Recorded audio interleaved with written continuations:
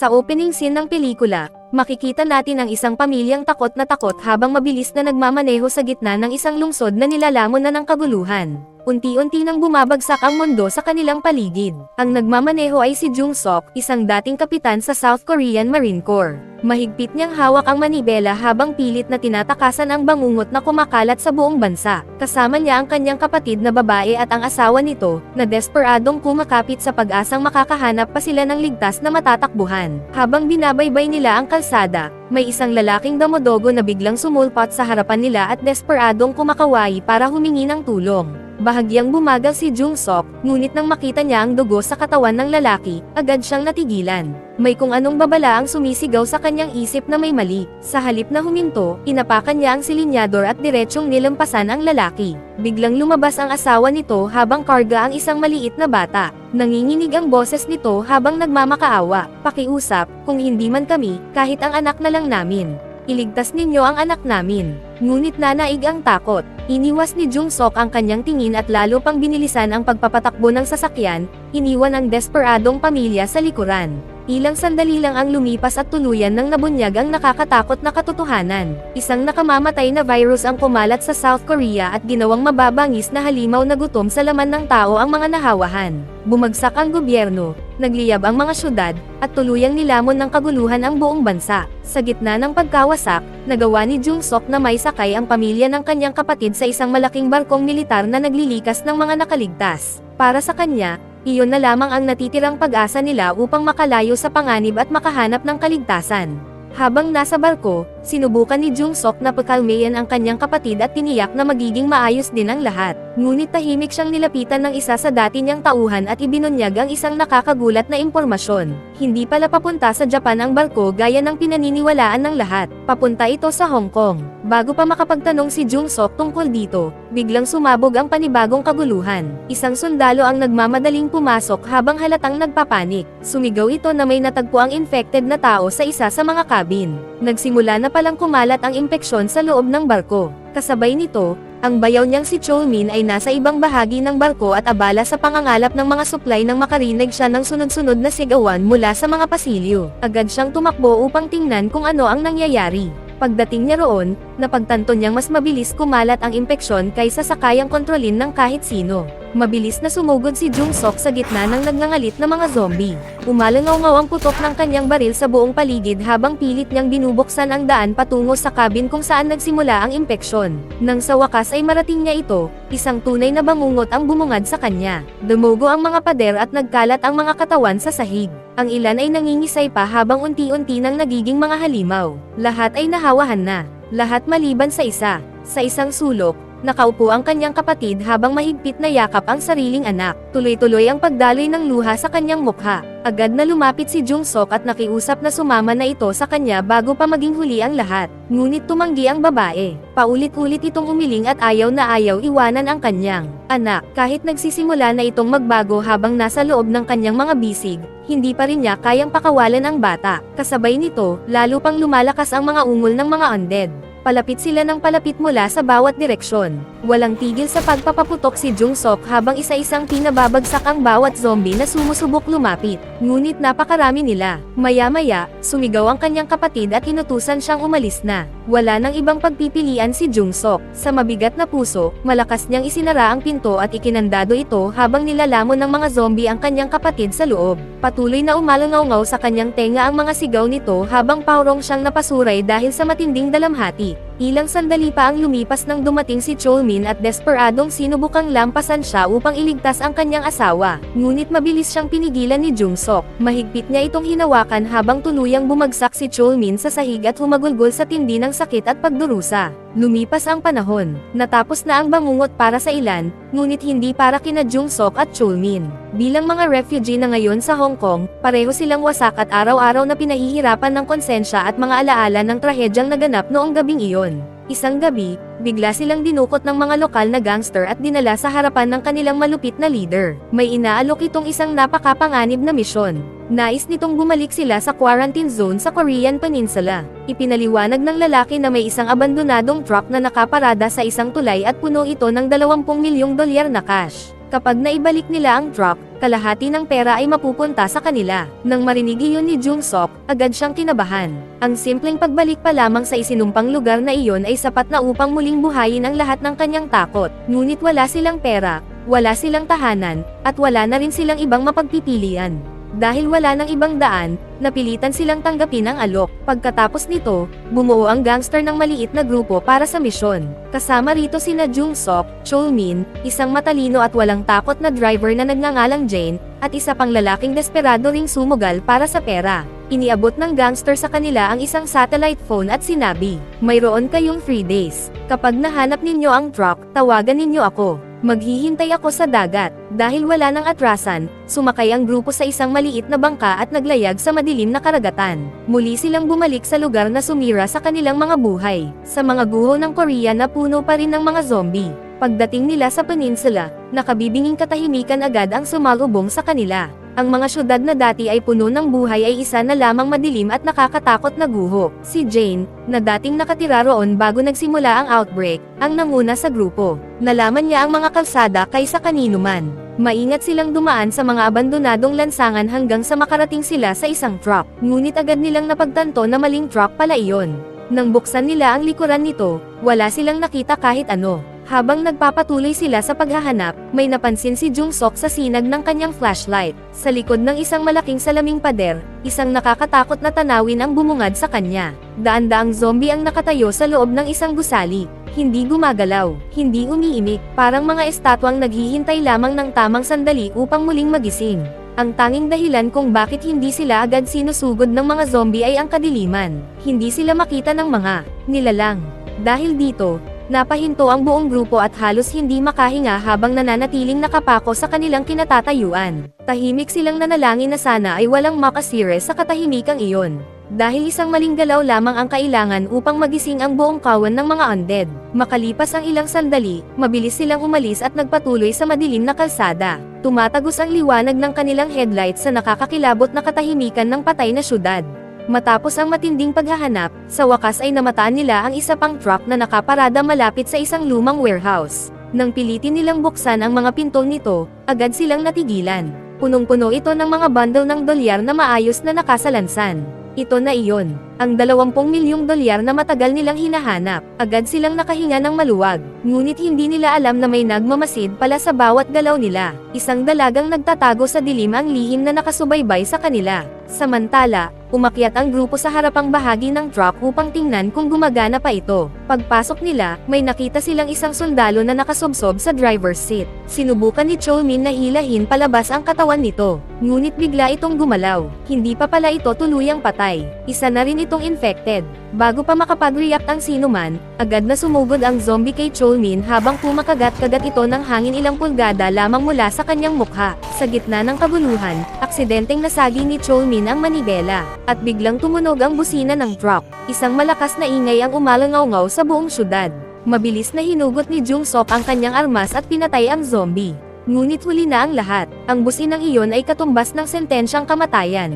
Mula sa bawat eskinita, bawat gusali, at bawat madilim na sulok, nagsimulang gumalaw ang mga undead. Nabasag ang nakabibinging katahimikan ng syudad habang daan-daang zombie ang nagsulputan sa mga lansangan at hinabol ang pinagmulan ng tunog. Agad na napagtanto ng grupo na wala silang pag-asang makalaban sa ganoong karaming kalaban. Ang tanging pagpipilian nila ay tumakas. Mabilis silang sumakay sa truck na may lamang pera at humarurot palayo, o maandar ang makina habang nakikipagkarera sila sa gitna ng kaguluhan. Sa loob ng ilang sandali, nakaramdam sila ng tagumpay. Nakuha na nila ang pera, at buhay pa silang lahat. Ngunit bago pa man sila tuluyang makahinga ng maluwag, may biglang kumislap sa kanilang harapan. Isang flare ang sumabog sa gitna ng kalsada at pansamantalang nabulag ang driver. Ang biglaang liwanag ay nakaakit pa ng mas maraming zombie na agad nagsiksikan sa daan sa unahan nila. Nataranta ang driver at mariing iniwas ang manibela. Dahil dito, nawalan ng kontrol ang truck. Malakas itong bumangga sa isang wasak na sasakyan at marahas na nag-crash. Sa lakas ng impact, tumilapon si Jung-sok palabas ng sasakyan at bumagsak sa sementadong kalsada. Nahihilo at nananakit ang buong katawan, unti-unti siyang tumingala. At ang nakita niya ay nagpang-inig sa kanya sa matinding takot. Punong-puno ng mga zombie ang buong lansangan. Walang awa nilang pinupunit at nilala pa ang kanyang mga kasamahan. Sa kanyang paningin, tila isa-isa ng kinakain ang lahat sa harap niya. Ngunit nagawa ni Cholmin na iligtas ang sarili matapos niyang ikandado ang mga pinto ng cabin mula sa loob. Sa ngayon, nakakulong man siya sa loob, ligtas naman siya. Habang papalapit ang napakalaking kawan ng mga zombie kay Jung-sok, biglang may isang sasakyan na humarang mula sa kanto. Malakas itong huminto sa tabi niya. Sa likod ng manibela ay isang dalagang babae. Siya rin ang misteryosang babaeng nagmamasid sa kanila kanina. Ang pangalan niya ay Junie, at sa tabi niya ay nakaupo ang kanyang nakababatang kapatid na babae. Agad niya itong sinigawan.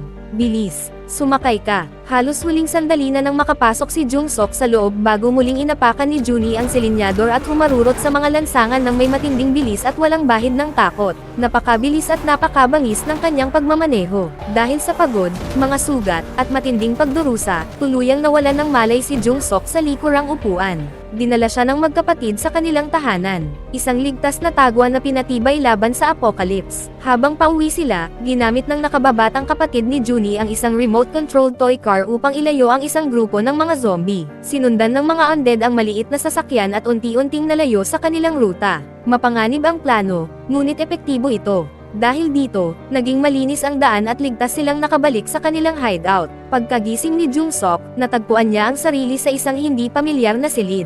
Nakatayo sa kanyang harapan ang isang matandang lalaki. Ito ang lolo ng magkapatid na si Elder Kim. Agad nitong pinagalitan si Junie dahil hindi nito naibalik ang mga supply na ipinapakuha niya. Mas lalo pa siyang nagalit nang malaman niyang may isinama itong estranghero sa kanilang tahanan. Makalipas ang ilang sandali, pumasok sa silid ang isang babae. Biglang natigilan si Jung-sok. Lumaki ang kanyang mga mata nang agad niya itong makilala. Ito ang parehong babaeng nagmakaawang iligtas niya ang kanyang sanggol 4 na taon na ang nakalipas. Ang babaeng iniwan niya noong gabing puno ng desperasyon at takot. Ang pangalan niya ay Minjung. Ngunit nang tumingin ito sa kanya, walang anumang pagkilala sa mga mata nito. Hindi siya nito naalala kahit kaunti. Piliting inayos ni Jung-sok ang kanyang sarili at nagtanong kung nasaan siya at kung ano ang ibig sabihin ng Unit 631 na palagi nilang binabanggit. Ipinaliwanag nila na ang Unit 631 ay isang grupong militar na kumalas sa pamahalaan at kumontrol sa lugar matapos bumagsak ang lipunan. Samantala, sa kabilang bahagi ng syudad,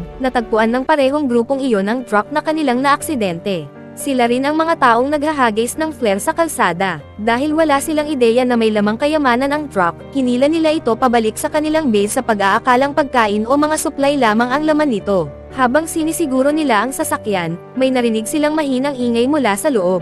Nang pilitin nilang buksan ang mga pinto, isang takot na lalaki ang kanilang natuklasan. Si Cholmin iyon. Mapatla, pagod na pagod, at walang kamalay-malay na magsisimula pa lamang ang pinakamasamang bangungot ng kanyang buhay. Inutusan ni Sergeant Wang, ang leader ng grupong militar, ang kanyang mga tauhan na dalhin si Cholmin sa arena. Isa itong malupit na lugar sa loob ng kanilang kampo kung saan itinatapon ang mga survivor upang lumaban sa mga kawan ng zombie para lamang sa libangan ng mga sundalo. Habang kinakaladkad si Cholmin patungo sa kanyang kapalaran, isang batang sundalo na nagngangalang Private Kim ang nagsimulang inspeksyonin ang bagong nakuha nilang truck. Inaasahan niyang makakakita siya ng pagkain o mga armas. Ngunit nang buksan niya ang likurang bahagi nito, bigla siyang natigilan sa matinding pagkabigla. Sa loob ay nakatambak ang milyon-milyong dolyar na halos umabot na sa bubong ng truck. Nanlaki ang kanyang mga mata. Nanginig ang kanyang mga kamay habang unti-unti niyang nauunawaan ang laki ng kanyang natuklasan.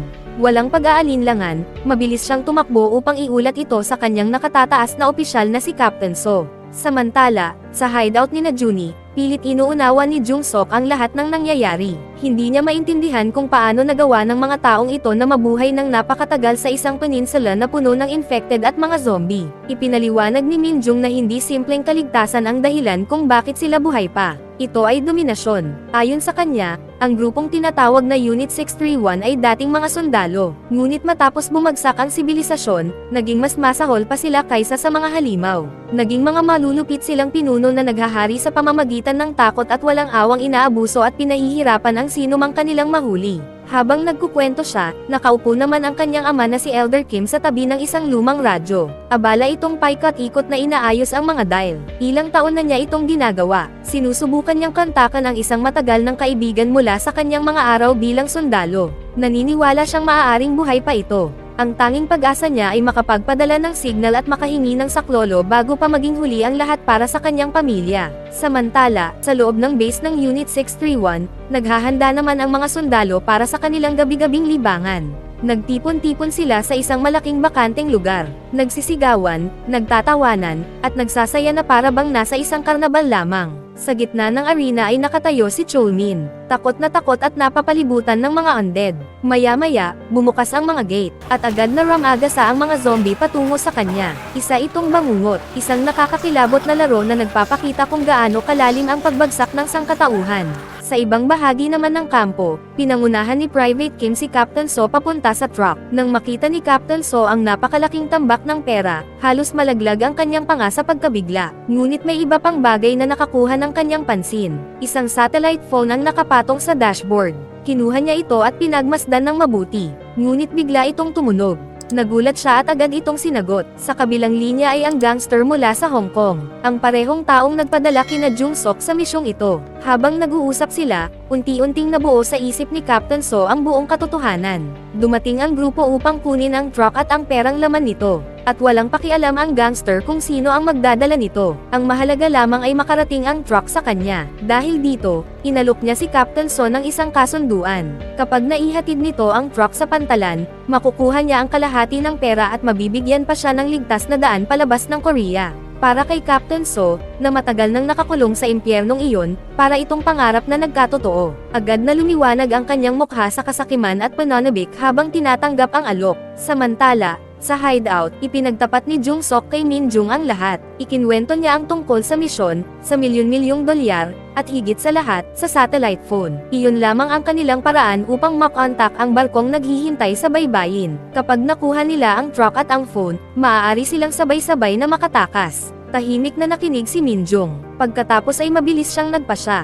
Papasukin nila ang base ng Unit 631. Bababawiin nila ang truck at ang satellite phone. At diretso silang pupunta sa pantalan. Iyon ang kanilang nag-iisang pagkakataon upang makamit ang kalayaan. Ngunit bago sila umalis, muling, bumalik kay Jung Sok ang matinding konsensyang matagal na niyang kinikimkim.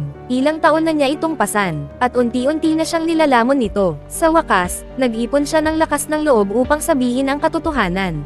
Mahina niyang sinabi, "Ako ang lalaking tumangging tulungan ka-4 na taon na ang nakalipas." Bumigat ang katahimikan sa pagitan nila. Natigilan si Min Jung. Saglit na nakita sa kanyang mukha ang sakit at mga alaala ng nakaraan. Ngunit hindi siya nagalit, hindi rin siya sumigaw. Huminga lamang siya ng malalim bago sumagot. "May utang na buhay sa iyo ang mga anak ko ngayon.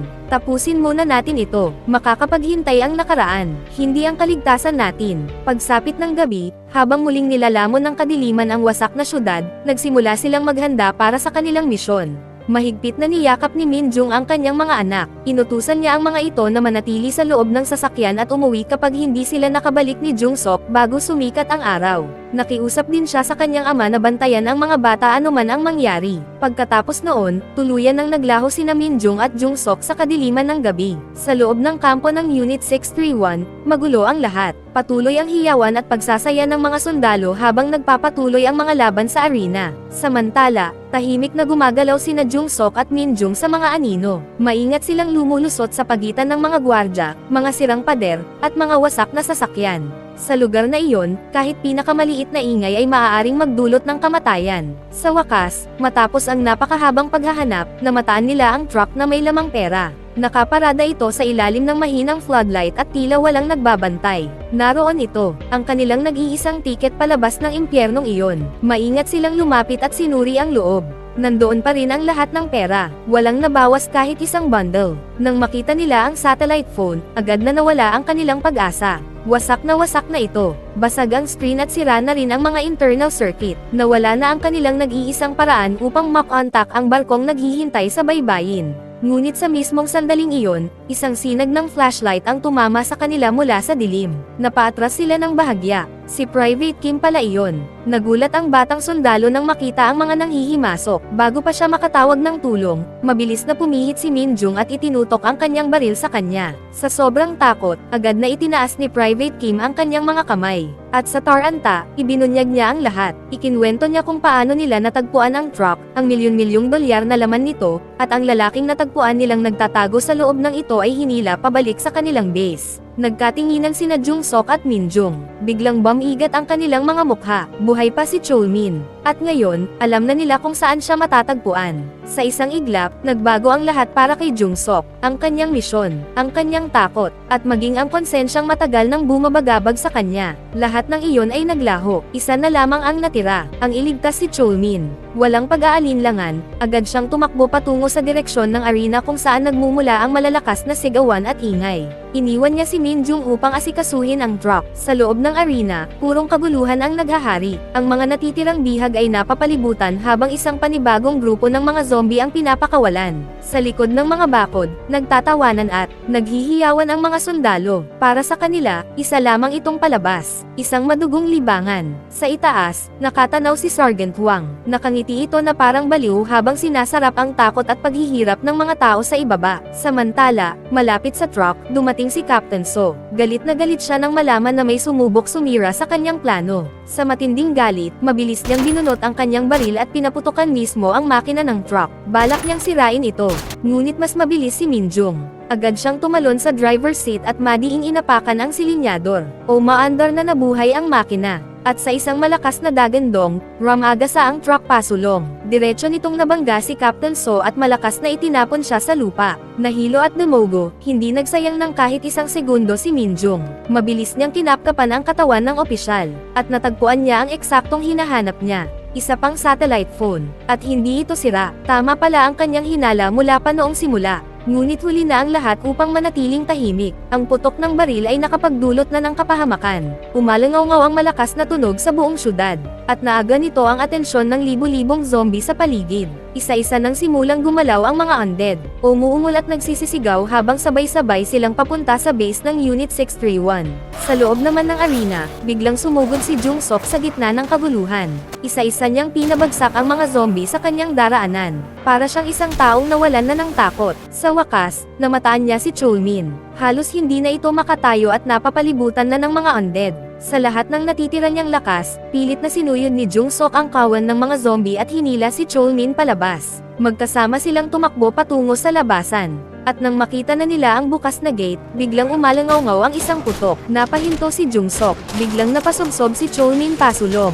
Unti-unting kumalat ang dugo sa likod nito. Sa di kalayuan, nakatayo si Sergeant Wang. Walang emosyon ang kanyang mukha habang ibinababa ang umuusok pa niyang baril. Nanigas si Jungsok sa pagkabigla. Dahan-daang bumagsak si Cholmin sa kanyang mga bisig. Wala ng buhay. Nawala na ang huling bahagi ng kanyang pamilya. At bago pa siya mapatay rin ni Sergeant Wang, biglang sumabog ang pader sa kanilang tabi. Lumipad ang mga tipak ng semento at alikabok sa buong paligid. Si Minjung ang nasa manibela. Malakas siyang sumigaw. Jungsok, bilis, sumakay ka. Agad na tumalon si Jungsok papasok sa truck. Sakto lamang upang makaiwas sa isa pang bala. Pagkatapos noon, humarurot silang dalawa sa gitna ng gabi. Ngunit hindi nagtagal ang kanilang pagtakas. Ang lahat ng ingay ay nakaakit na ng napakalaking kawan ng mga zombie. Libo-libo ang nagsulputan sa mga lansangan at pinalibutan ang truck mula sa lahat ng direksyon. Nayanig ang mabigat na sasakyan habang patuloy na dumadami ang mga undead na umaakyat dito. Kinakamot nila ang mga bintana, binabangga ang mga gilid, at pilit na winawasak ang sasakyan. Dahil sa bigat ng nagsisiksikang zombie, halos hindi na ito makagalaw. Matinding umuuga ang truck at tila ilang segundo na lamang bago ito tuluyang tumaob. Pagkatapos, sa gitna ng kadiliman at kaguluhan, may lumitaw na dalawang nakakasilaw na headlight. Si Junie iyon, ang panganay na anak ni Minjung. Sa kabila ng lahat ng panganib, bumalik siya upang iligtas sila. Huminto ng malakas ang kanyang sasakyan ilang metro lamang mula sa kanila. Gumana ang kanyang plano. Iniwan ng mga zombie ang truck at nagsimulang habulin ang kanyang sasakyan. Agad na luminas ang daan sa likuran ng truck. Sinamantala iyon ni Minjung. Madiin niyang inapakan ang silinyador hanggang sagad. Umuungal ang napakalaking truck habang lumaraga sa pasulong. Dinurog nito ang natitirang mga zombie sa ilalim ng mga gulong nito. Sa wakas, nakalaya sila mula sa pagkakakubkob. Ilang sandali lamang ang lumipas ng paikutan ni Junie ang kanyang sasakyan at muling bumalik sa kanilang kinaroroonan. Sa wakas, nagkasama-sama muli ang pamilya. Pagod, nanginginig, ngunit buhay pa rin. Hindi nagtagal ang kanilang ginhawa. Buhay pa si Sergeant Wang at ang mga natitira nitong tauhan. At patuloy pa rin silang humahabol gamit ang mabibigat at armadong sasakyang militar. Upang matukoy ang kanilang kinaroroonan, sunod-sunod silang nagpaputok ng mga flare sa kalangitan. Ngunit may hindi nila inaasahang kapalit ang liwanag na iyon. Mula sa mga guho ng syudad, isa na namang napakalaking kawan ng mga zombie ang nagsimulang lumabas. Sa loob lamang ng ilang sandali, naging isang nagliliyab na larangan ng kaguluhan ang buong syudad. Nagsalpukan ang mga sundalo, mga halimaw, at mga survivor sa isang huling habulan. Ang sumunod ay purong kaguluhan. Dito tuluyang naging pinakamalakas nilang sandata ang kahangahangang galing ni Junie sa pagmamaneho. Mabilis niyang ipinapasok ang sasakyan sa makikitid na kalsada, umiiwas sa mga wasak na sasakyan, at ginagamit pa ang paligid upang pabagsakin ang mga humahabol sa kanila.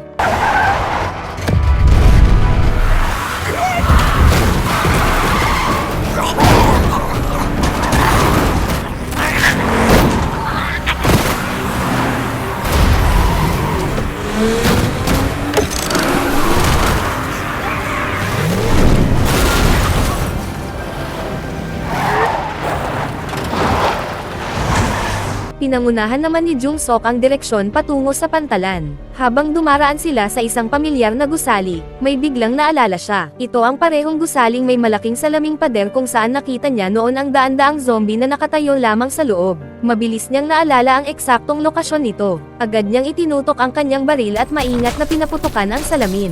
Sa isang malakas na pagsabog, nabasag ang mga bintana, at parang malakas na ulan, bumagsak ang daan-daang natutulog na zombie mula sa itaas. Diretso silang bumagsak sa convoy ni Sergeant Wang. Sa loob ng ilang segundo, nilamon ng mga undead ang mga sasakyan.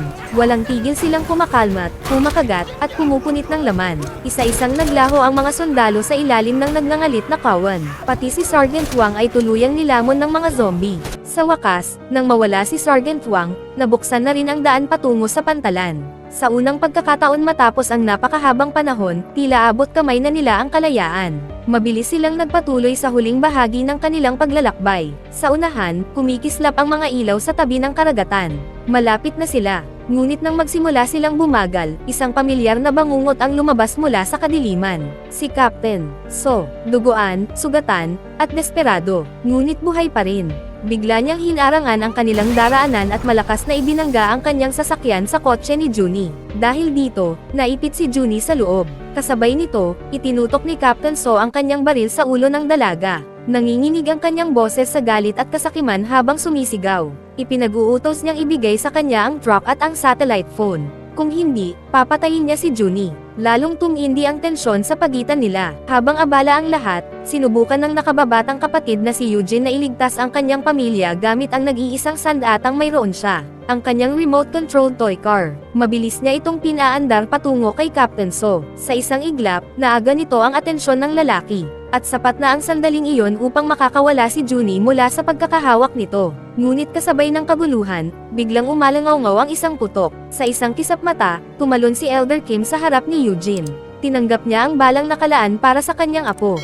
Bumagsak si Elder Kim sa lupa habang umiiyak at sumisigaw ang kanyang mga apo. Agad na itinaas ni Min Jung ang kanyang baril upang gumanti. Ngunit mas naunang nagpaputok si Captain So. Tumama ang bala sa kanyang binti at napasubsob siya sa lupa. Habang nagkakagulo ang lahat, sinamantala ni Captain So ang pagkakataon. Mabilis siyang sumakay sa truck na may lamang pera, pinaandar ang makina, at humarurot patungo sa pantalan.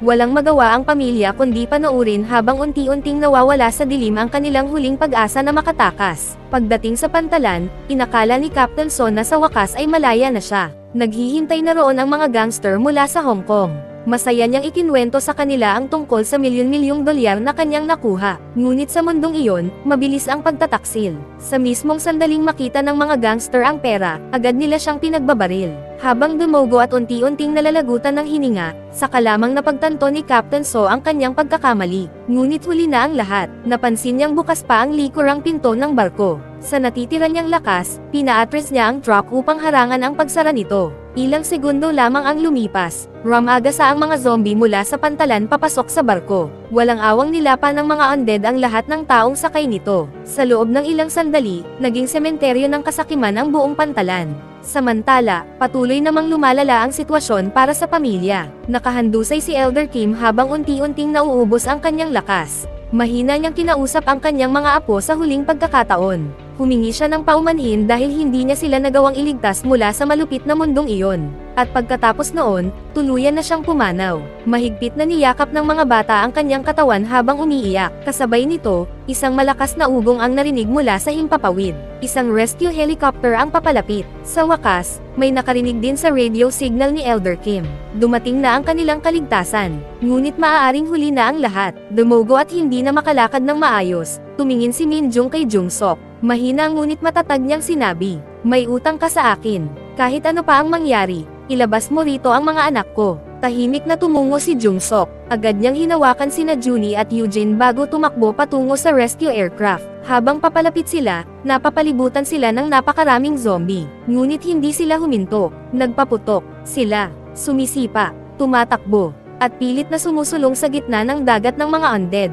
Sa wakas, naabot nila ang rescue team. Mabilis na hinila ng mga sundalo sina Junie at Eugene patungo sa ligtas na lugar. Ngunit tumanggi ang magkapatid na sumakay.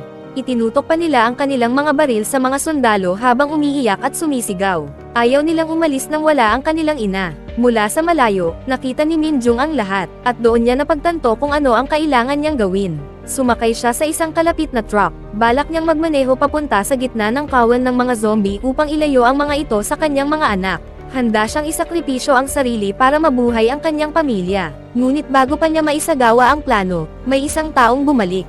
Si Jung Sok. Napakarami na niyang nawala sa buong buhay niya. Hindi niya hahayaang mawalan pa ng ina ang dalawang batang babae. Walang pag-aalinlangan, muli siyang sumugod sa gitna ng mga zombie. Pinaputukan niya ang bawat undead na humaharang sa kanyang daraanan gamit ang lahat ng natitira niyang bala. Nakita siya ni Min Jung. At sa sandaling iyon, muling nagliyab ang kanyang kagustuhang mabuhay. Agad siyang bumaba mula sa truck at nagsimulang lumaban. Habang pelay at sugatan, nagpaputok siya sa mga zombie at pilit na lumapit kay Jung Sok. Magkasama silang nakipaglaban. Magkatabi, magkatuwang. Hanggang sa wakas ay naabot nila ang pantalan. Mabilis silang hinila ng mga sundalo papunta sa ligtas na lugar. Ilang sandali pa, tuluyan nang umalis ang rescue aircraft. Mula sa himpapawid, tanaw nila ang Korean Peninsula na unti-unting nawawala sa ilalim ng mga ulap, wasak, sugatan, at puno ng masasakit na alaala. Ngunit buhay pa rin sila. Tahimik na tumingin si Jung Sok kina Junie, Eugene, at Min Jung. Sa unang pagkakataon matapos ang maraming taon, nakahinga siya ng maluwag. Nawala man sa kanila ang halos lahat, nakatagpo naman sila ng bagong pamilya sa isa't isa. At habang unti-unting nilalamon ng liwanag ng pagsikat ng araw ang kalangitan, tuluyan nilang iniwan sa likuran ang Korean Peninsula. Isang lupain na nilamon ng kamatayan, at isang bangungot na hindi na nila kailanman nais balikan. At doon nagtatapos ang pelikula. Kaya, ano ang masasabi ninyo tungkol sa pelikulang ito? Iwan ang inyong opinyon sa comment sa ibaba. Mag-subscribe na kung hindi ka pa nakasubscribe. Pindutin na rin ang notification bell at like button para sa marami pang Asian Drama PH recap katulad nito at mag-iwan ng comment down below. Kita-kits tayo sa susunod na recap.